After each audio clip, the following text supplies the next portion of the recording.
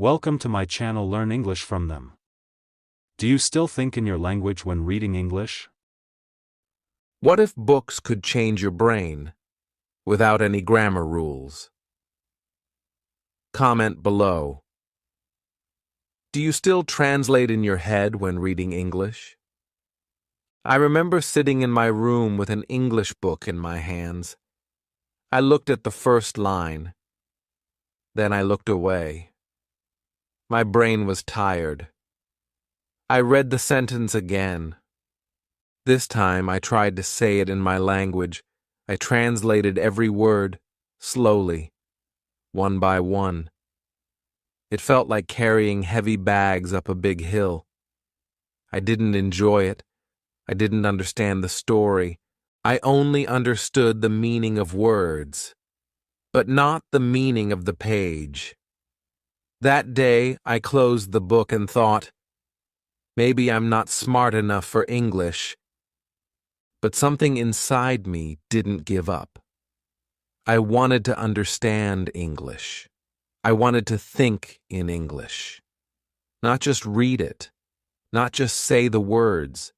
I wanted to feel it. I just didn't know how. The next day, I found a very simple English story. It was about a boy and his dog. Only 3 lines on the first page. Very short, very easy. I decided to try again, but this time I made a rule. I will not stop. I will not use a dictionary. I will not translate. I will just read. I said to myself, I will follow the story like a child. So I read the first page. I didn't understand every word, but I understood what was happening. The boy was sad. The dog was missing. I felt something in my heart. My eyes moved to the next page. Still no translation. Still no dictionary. Just reading. Just feeling. And then something strange happened. I forgot that I was reading English. I forgot that these were not words from my language. I saw the story in my mind like a movie. I saw the boy looking for his dog. I saw him run across the street. I saw him cry under a tree. I felt his sadness, his worry, his hope. That was the moment I stopped translating. I didn't mean to. It just happened. Because I was inside the story. I was not thinking about the grammar. I was not thinking about the rules. I was just thinking about the boy and his dog. And then I smiled. I understood the full page without translating. Not every word, but the meaning. And that was more important than anything. I realized I don't need to know every word to enjoy the story. I just need to keep reading, keep following, keep feeling. That night, I thought about what happened. I didn't know I was training my brain, but I was. I was teaching my brain to understand English without using my language. That is how babies learn. That is how I learned my first language, and that is how I will learn English too. From that day, I read more stories. I found simple books, easy English, fun stories. I chose stories that made me feel something. I stopped using my dictionary. I stopped translating. I just read and guessed the meaning from the story. At first it was hard. Sometimes I didn't understand anything on a page, but I didn't stop. I read the next page, and sometimes that helped me understand the one before. It was like a puzzle. Piece by piece, things became clear, and my brain became faster. I noticed something else, too. I started thinking about the story in English. I didn't say, "The boy is sad," in my language. I said it in English, inside my head. He is sad. I thought. He misses his dog. It was small, but it was powerful. I was starting to think in English. That night I told my friend, I think I'm finally learning. He said, "You look happy." And I was. Because something had changed. Not outside, not on paper, but inside my brain. That was the day I stopped translating, and it all started with one small book. And from that moment, I wanted more. I wanted to read more stories. I wanted to see how far this could go. I didn't want to learn like a student anymore. I wanted to feel like a real English speaker, and that's when something truly magical happened. The next morning, I went back to the book. I wanted to read it again. But this time, something was different. I didn't feel scared. I didn't feel stuck. I felt excited. I wanted to know what happened next. I didn't think about grammar. I didn't think about rules. I only thought about the boy and his dog. I turned the pages slowly. I read every sentence. I listened with my eyes. The story felt real. It was like I was there, standing beside the boy, helping him look for the dog. I felt his pain. I felt his fear. I felt his hope. And I realized something that surprised me. My brain was not fighting anymore. My brain was enjoying it. I was not forcing the language. The story was pulling me in, like a rope pulling a boat closer to the shore, gently, naturally, without pain. That night, I thought again, why was this happening now? Why did it feel so easy? Before, I had studied English for years. I had taken notes, memorized rules, filled notebooks. But nothing worked like this. One small book, one small story, and suddenly my brain was listening. And not just listening, it was understanding, not through translation, not through grammar, but through emotion. That was the secret. That was the key I had missed for years. When I studied English like a subject, my brain stayed cold. When I felt English like a story, my brain opened like a flower. After that, I wanted more. I found another book. This one was about a little girl who wanted to fly. It was simple. It had pictures. I didn't know every word, but I knew how she felt. She was scared of the sky, but she dreamed of touching the clouds. I turned the page and saw her building wings. She tried, she failed. She tried again. She smiled. I smiled too. I didn't need to translate. I didn't need help. The pictures helped me. The feeling helped me. The story helped me. My brain didn't care about the meaning of every word. It cared about what was happening. And because of that, I was thinking in English without even knowing it. That's when I started to believe in storytelling. I believed stories could teach me more than any grammar book. I believed I could train my brain to stop translating. And it was working. I would read a page and then close the book and think about it in English. Not perfect English, not long sentences, but enough. She is happy. She is flying. She is brave. These thoughts came to me without translation. They came to me like drops of rain, quiet, natural, software, but very real. I was feeling English inside me, not outside. One day, I met a friend who was also learning English. I told him, Don't read English with fear. Read it like a child. Read it like magic." He smiled, but didn't understand at first. Then I gave him the book about the flying girl. The next day, he came back with tears in his eyes. He said, "I didn't know learning English could feel like this." I told him, "It's not about the words. It's about the world inside the words." From that day, stories became my teacher. Not a strict teacher, not a boring teacher, but a kind, smiling one. One who didn't shout when I made mistakes. One who didn't ask me to remember big rules. One who simply said, "Come in. Let me show you something beautiful."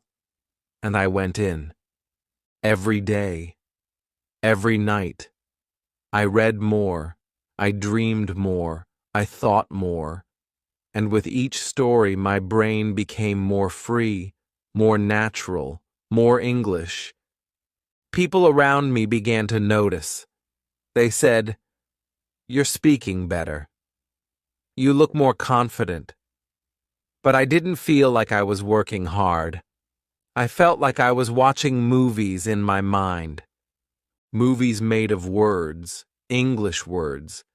And those words were no longer strangers. They were friends. They were part of me. I was not studying English anymore. I was living it. And the more I lived inside these stories, the more my brain changed. It started to do something I never thought possible. It started to understand without help. One night I sat with a new book in my hands. It was a story about a boy who lived on an island. The words looked longer. The sentences were bigger. I felt nervous again. My eyes searched for a word I didn't know. I found one on the first line. I wanted to stop. I wanted to check my dictionary. That's what I always did before. But this time, I stopped my hand. I whispered to myself, "No dictionary. Just read." I took a deep breath. I looked at the page again. I didn't understand the new word, but I understood the rest of the sentence. I guessed the meaning. Maybe it meant tree. Maybe it meant rock. I wasn't sure, but I kept reading. And soon, the next sentence helped me. The boy sat under it. The boy touched it. Now I was sure it was a tree. My brain smiled inside. It had solved the puzzle without help. That night, something changed forever. I saw that I don't need to understand every word. I only need to understand the story. Just like when I listen to my friends. Sometimes they speak fast. Sometimes I don't catch every word. But I understand what they mean. That's enough. The same is true for reading. I don't need to stop for every word. If I stop, I break the story. I break the feeling. I break the magic. But if I keep going, the story carries me forward. It tells me what I need to know. It holds my hand. It whispers, "Don't worry. Just keep walking." So I started a new habit. I stopped using a dictionary while reading. I only used it after reading, and only for 1 or 2 words. Not for all, not for every line, just for the words that came back again and again. I made a small list. I wrote the words I saw many times. I didn't write their meanings in my language. I wrote them in English, with pictures, or with simple English sentences. That way, I stayed inside the English world. I didn't jump back and forth between 2 languages. I stayed in one place. That place was English. This small habit changed everything. My reading became faster. My understanding became deeper. I enjoyed the story more. And I remembered more, too. When I read with a dictionary, I only remembered the meaning of the word. But when I read without it, I remembered the feeling of the whole page. I remembered what the boy did, what he felt, what he said. And that made the words stay in my heart, not just in my notebook. One day, I met another learner. She told me she didn't read books because she didn't understand the hard words. I smiled and said, "You don't need to understand the words, you need to understand the story." I gave her one of my old books. I said, "Just read, don't stop, don't translate, just feel." A week later, she messaged me. She said, "I cried at the end of the story. I didn't understand every word, but I felt everything." That's when I knew she was also changing. Her brain was learning the real way, the emotional way, the natural way. Later, I found a new book. It was about a girl who wanted to be a dancer. It had many new words, hard words. But I didn't stop.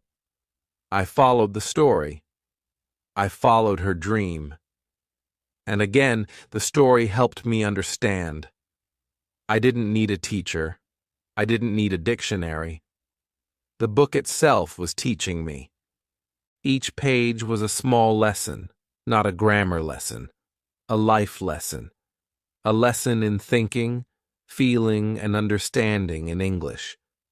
I kept reading every day, even just one page, even just 5 minutes. Some days I was tired. Some days I didn't want to read. But I reminded myself, this is how I learn. Not by forcing, not by memorizing, but by feeling the words, seeing the story, living the page. And because of this, something new began to happen.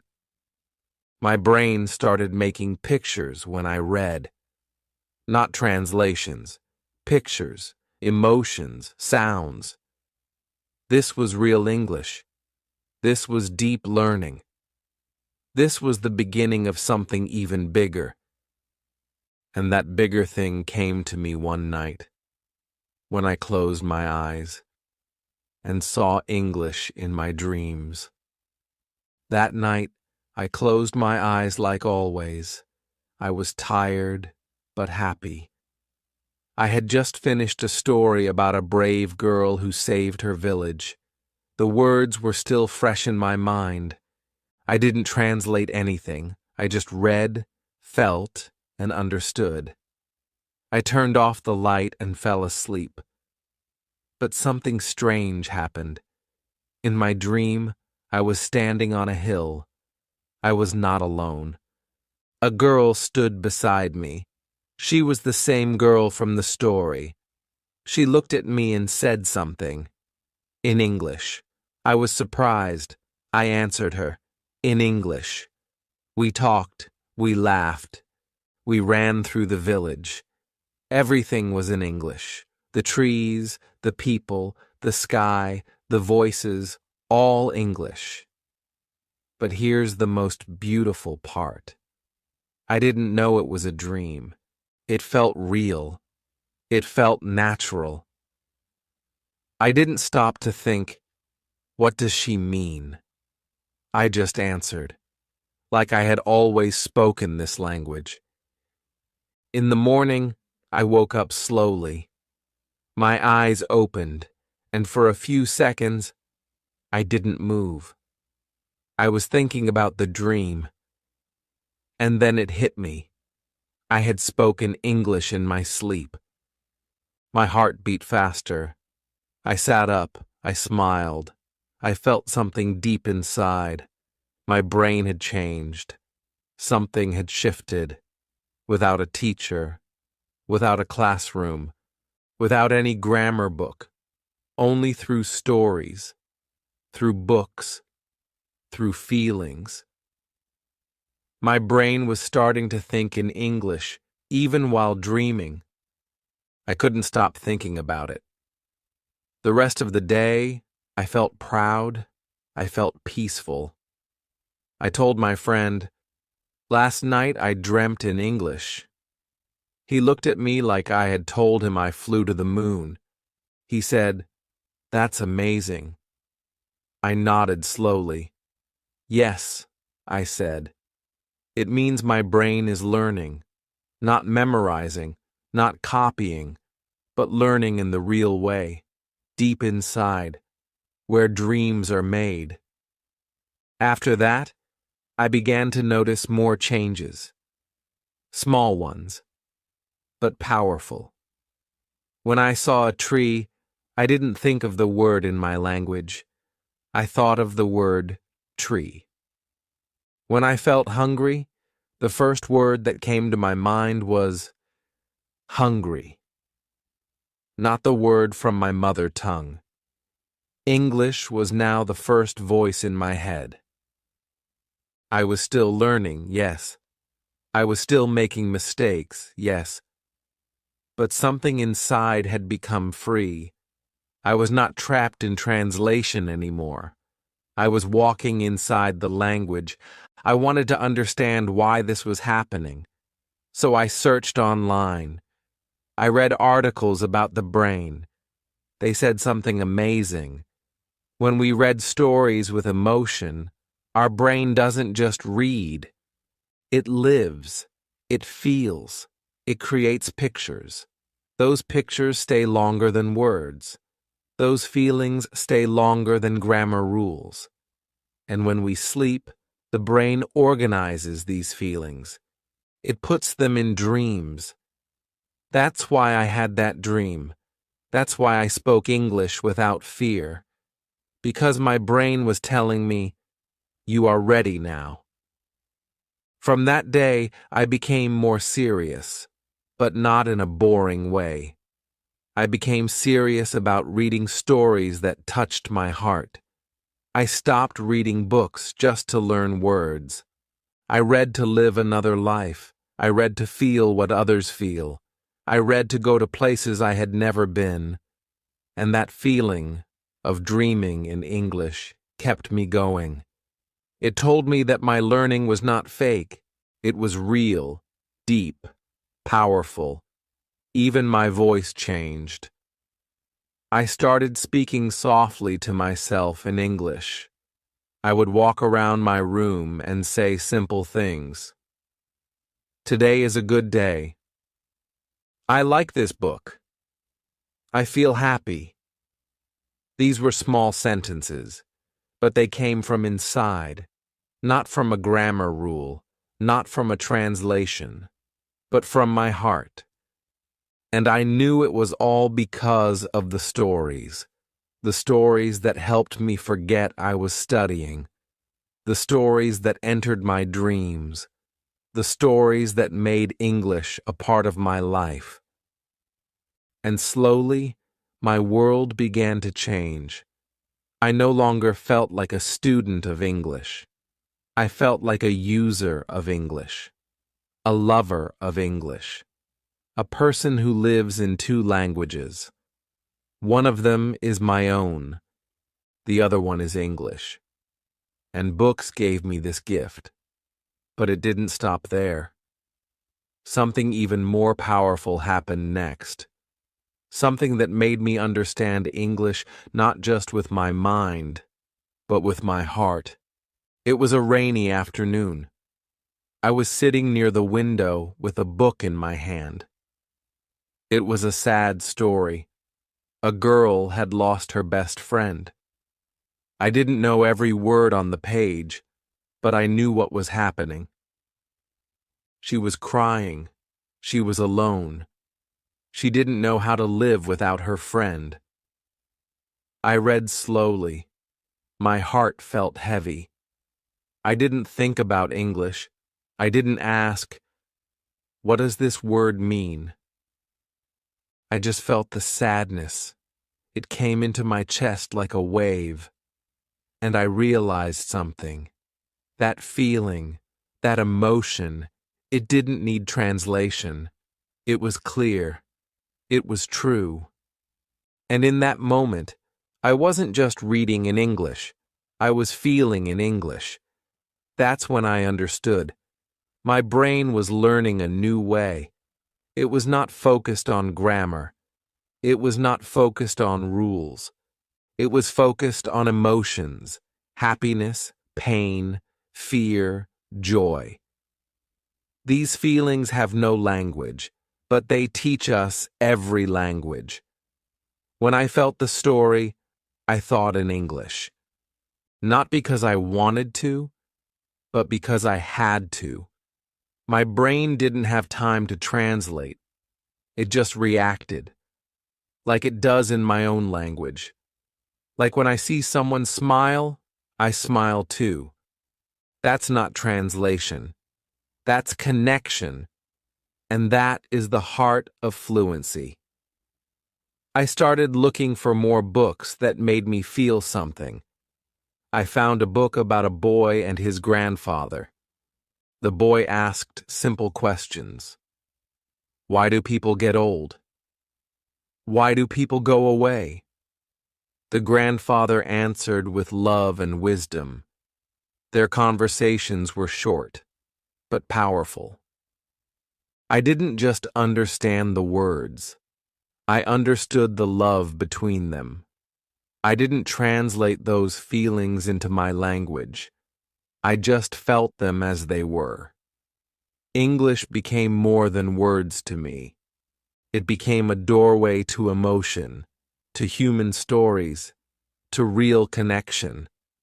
I began to notice the same thing in other parts of life. When I watched English movies, I didn't read subtitles so much. I watched the faces, I heard the voices, I felt the emotion, a mother hugging her child, a man saying goodbye, a friend laughing at a joke. These were not English moments. These were human moments. And because of that, I could understand without perfect English, because my heart understood first, and then my mind followed. I think this is why storytelling is so powerful. It teaches you without pain. It teaches you without pressure. It just gives you feelings, and your brain learns from those feelings. I didn't plan to think in English. I didn't force myself to stop translating. It just happened. Because the stories gave me something real, something I could feel. And that made the language feel natural, alive, like my own voice. One evening, I sat alone and thought about my journey. I remembered the days when I couldn't even say hello. I remembered the nights when I used to cry because I didn't understand anything. And now, I was thinking in English. Not all the time, not perfectly, but freely, calmly, naturally. My thoughts came in English when I wasn't trying. I would say, I'm tired, or this food is good, or I miss that book, not to show off, not to study, but because my brain was starting to live in English. And I knew why. Because I had stopped chasing grammar. I had stopped running after perfect vocabulary. I had stopped translating every line. Instead, I had let stories enter me. I had opened the door to feeling, and when that door opened, everything became easier. Everything became lighter. My fear became smaller. My confidence became stronger. And I started to believe maybe English is not just a subject. Maybe it is a feeling. And that feeling, helped me find friends I never knew I had. After I started feeling English, something even more special happened. The people in the stories, the characters, they started to feel real. Not like paper people, not like actors. They became my friends. I knew them. I waited for them. I missed them. I laughed with them. I cried for them. I followed their lives. When they made mistakes, I wanted to help. When they smiled, I smiled too. And I didn't even notice that I was thinking in English while I did all this. These characters didn't speak my language, but they spoke to me, deep inside, in a way no textbook ever could. There was one girl named Emma in a story I read. She was shy. She didn't talk much. She wanted to make friends but didn't know how. She reminded me of myself. The way she looked down, the way she walked slowly, the way she stayed quiet in a noisy room. I understood her. I didn't need to translate anything. I just knew. I felt like she was sitting next to me while I read, like she was my classmate. And as I kept reading, she changed. She found her voice. She stood up. She spoke. And that gave me hope. If Emma could speak, maybe I could too. And just like that, her story became my story. Every book brought someone new into my life. A brave boy, a funny girl, a kind teacher, a silly dog. These were not just characters. They were real people to me. I remembered their names. I remembered what they said. I remembered their voices, their dreams, their sadness, their secrets. And because I loved them, I listened to them with care. I read every line like it was a message for me. And without realizing, I was listening in English. Not for homework, not for a test, but for love, for friendship, for feeling. I didn't have many English-speaking friends in real life, but I didn't feel lonely. Because I had these friends in books. They spoke to me every night. They told me stories when the world was quiet. They were patient. They never laughed when I didn't understand. They didn't care if I read slowly. They were always there, waiting on the next page. And when I finished their stories, I felt a little sad, like saying goodbye to someone you care about. I would close the book and whisper, "Thank you." One day, I told someone, "I think the reason I speak better now is because I have so many friends in English." They laughed, but I was serious. These characters taught me how to speak, how to feel, how to think. Not by giving me vocabulary lists, but by showing me life. Real life, love, anger, laughter, fear, joy, pain. And they used simple English. English I could understand. English that stayed in my heart. Sometimes, I even copied them. I repeated their lines. I used their sentences in real life. When someone asked me a question, I answered like one of the characters would. I used their words, their style, their rhythm. And people noticed. They said, "You speak like a native." But it wasn't magic. It was because I had been living with native voices for a long time. Inside books, inside pages, inside dreams. This made my learning feel human, not like school, not like a language app, but like friendship, like listening to someone you trust, like spending time with someone who makes you feel safe. That's what the characters gave me, safety, confidence, courage. And so I kept reading. Not because I had to, but because I wanted to meet more people, more friends, more voices, and with every new story, my English became softer, deeper, warmer, not just correct, but real. And when my English became real, I felt ready for the next big step, to create a daily habit that would change my brain forever. After meeting so many characters in my books, I wanted more. More stories, more moments, more English. But I didn't want to feel lost again.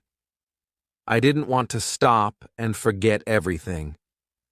I needed something strong, something I could do every day, like brushing my teeth or drinking water. I needed a habit, a reading habit. So I made a small plan, not a big one, not something that needed 3 hours or a perfect study table, just a simple daily reading routine, something I could do even when I was tired, even when I was busy, something I would enjoy. I told myself, just 10 minutes a day, that's all. I chose a time, after dinner, before bed. I made it special. I didn't sit at a desk. I sat on my bed. I kept a soft light on. I picked a book that made me feel something. I didn't choose hard books. I chose simple stories, easy English. I didn't read to become smart. I read to feel good, to relax, to enter another world. I made a rule, no dictionary while reading.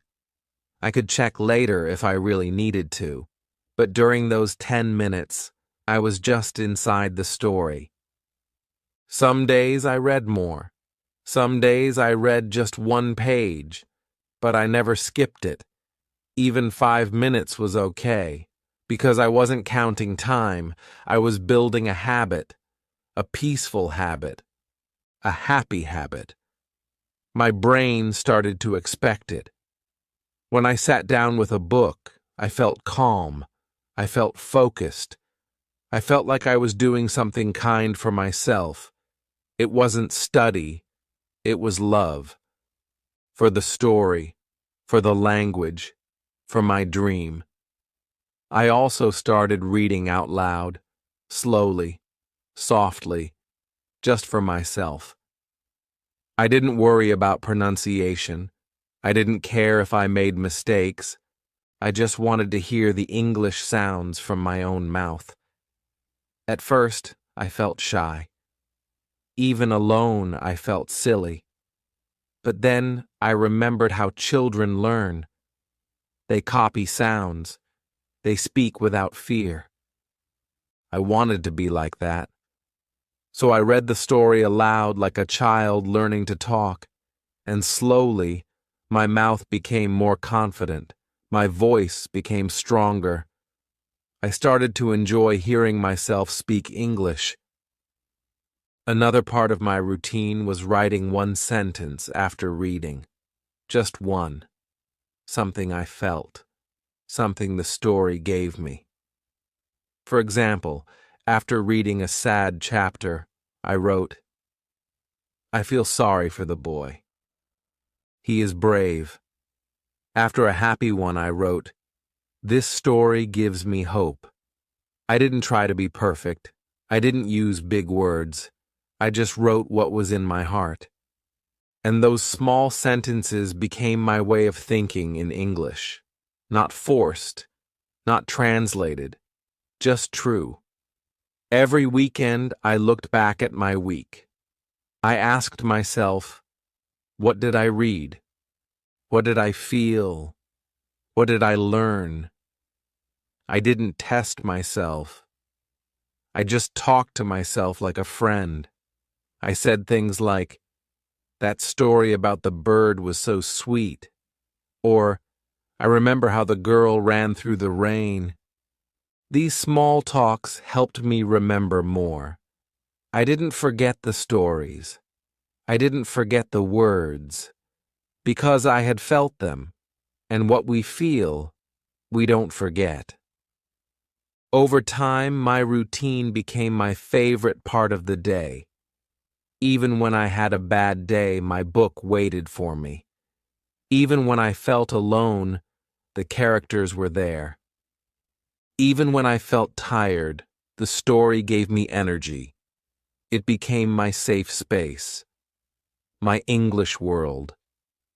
And that small 10-minute habit did more than any big lesson ever did. And something magical started to happen after a few months.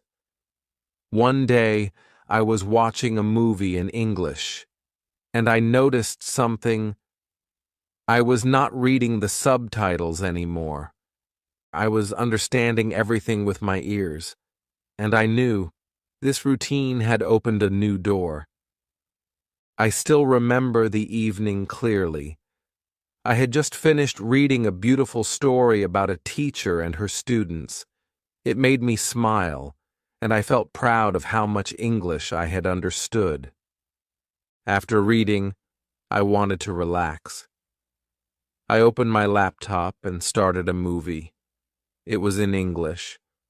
I chose it without thinking too much. I just pressed play. The subtitles were on, like always. But a few minutes into the film, something strange happened. I wasn't looking at the subtitles anymore. My eyes were watching the characters, my ears were listening, and my brain, it was understanding. I paused the movie. I sat still for a moment. I asked myself, did I really just understand all of that, without reading? I played it again, this time with no subtitles. At first, I was nervous. But then, the voices became clear. The words were not slow, but they didn't feel too fast anymore. I could follow the meaning. I could feel the mood. I could understand the jokes, the emotions, the pauses. I smiled. My eyes filled with tears. Not because of the movie, but because I had waited so long for this moment. I had dreamed of this, and now it was real. I didn't do it with grammar books. I didn't do it with flashcards. I did it with stories, with reading, with feelings. My brain had trained slowly, quietly, in the background. All those nights I read before bed. All those days I read out loud to myself. They had built something strong, something invisible. I had not noticed it growing, but it was there. Now, when I heard English, I didn't translate. I didn't panic. I just listened. I just understood. After that day, I watched more movies and videos, and each time, it got easier. My ears were not scared anymore. My brain didn't freeze. I didn't say, it's too fast. Because now, I knew that speed was not the problem. It was about practice. My brain had been practicing with every story, with every voice in the book, with every sentence I read and felt. And now, it was ready to hear English in the real world. And the amazing part? I started to hear words I had only read before. They came to life. Words I had seen in books now had sound, now had rhythm. I remembered how one character in a story used to say, "You're kidding," in a funny way. And when I heard it in a video, I smiled again. I know this, I thought. I've read this line. It felt like meeting an old friend in a new city. I also started to copy the way people spoke in the movies, not just the words, the way they said them, the emotion, the rhythm, the pauses. I watched short scenes many times. I repeated the lines. I acted like the characters. I wasn't just learning English.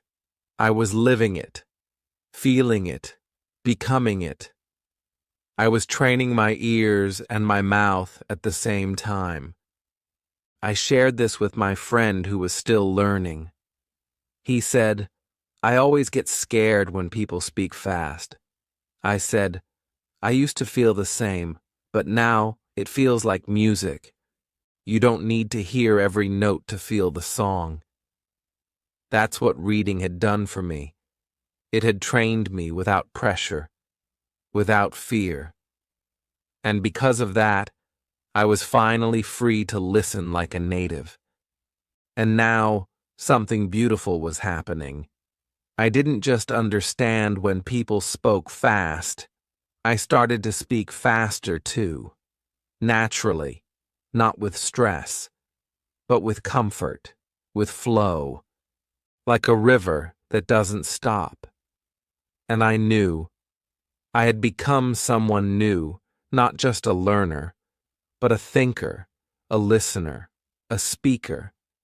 And I had one final step to take.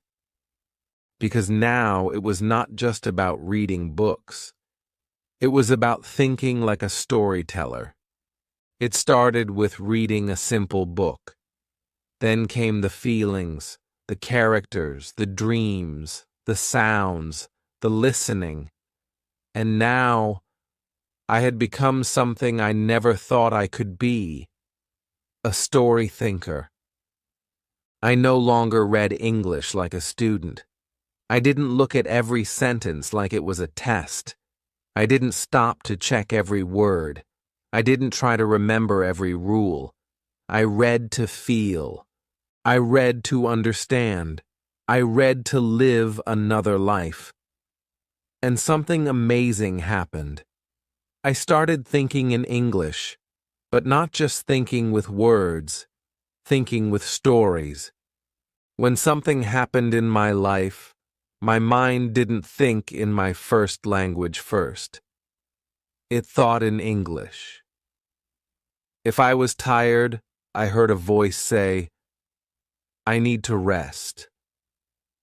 If I saw something beautiful, I thought, "This is wonderful."